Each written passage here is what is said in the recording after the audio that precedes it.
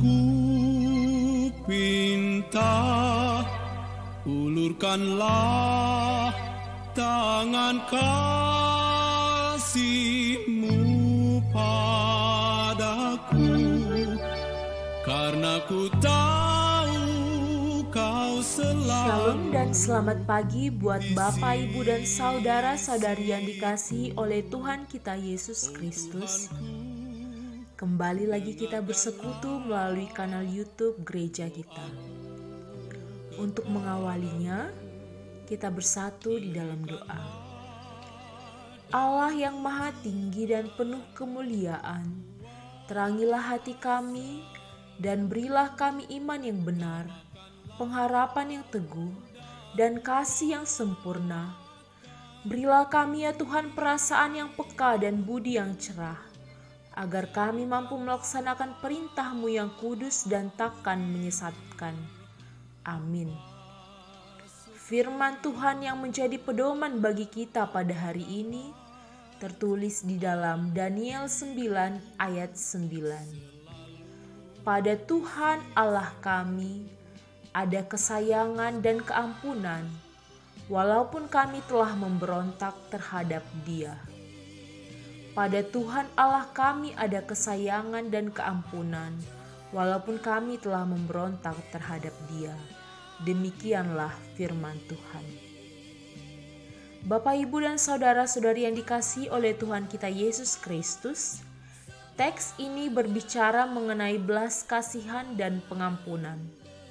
Ketika digunakan merujuk kepada Tuhan, istilah belas kasihan menunjukkan belas kasihan dan kebaikan Tuhan.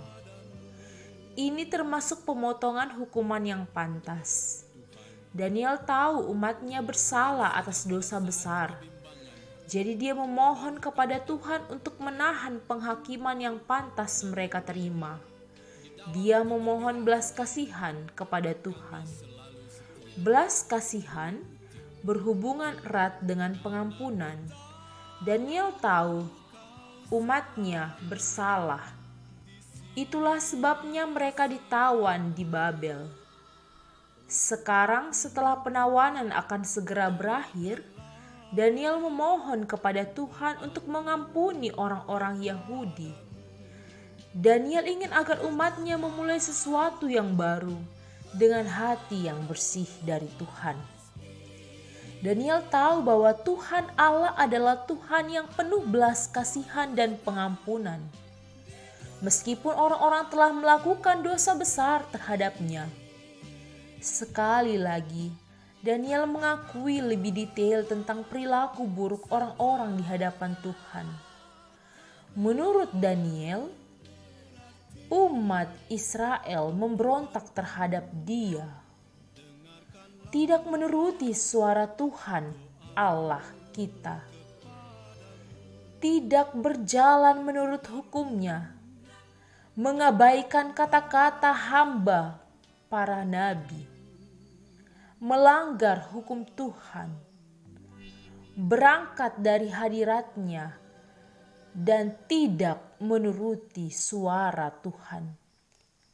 Berbagai daftar tersebut berisi pengakuan rinci dari banyaknya dosa yang Daniel tahu akan membawa konsekuensi jika tidak diakui dan tidak diampuni oleh Tuhan.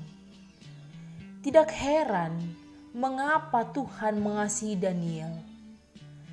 Dia yang senantiasa berdoa, mengaku dosa yang seharusnya juga diakui oleh semua orang, semua umat dalam doa mereka sendiri. Daniel adalah wakil Allah yang sangat baik di hadapan orang-orang Yahudi.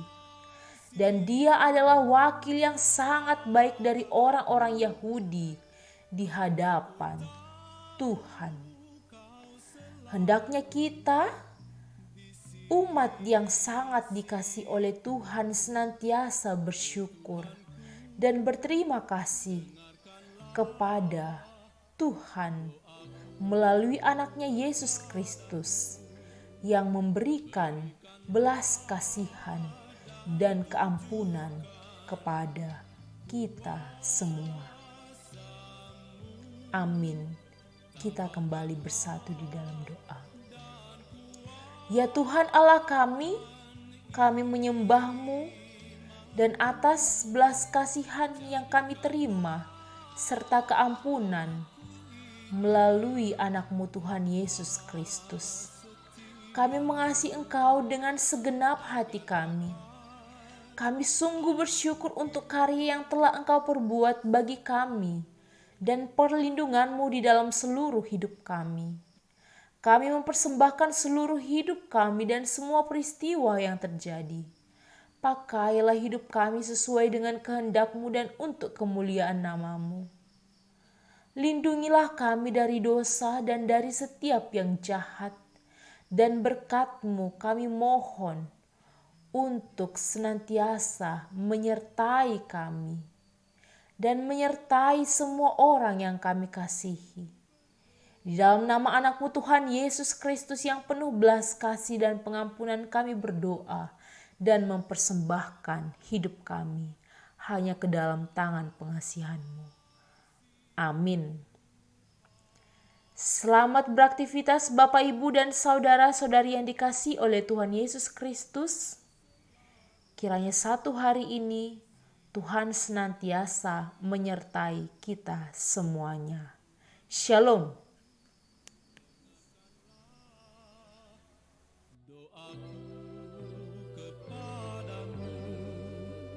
Berikanlah dan tunjukkan kuasa-Mu, tabahkanlah dan kuatkan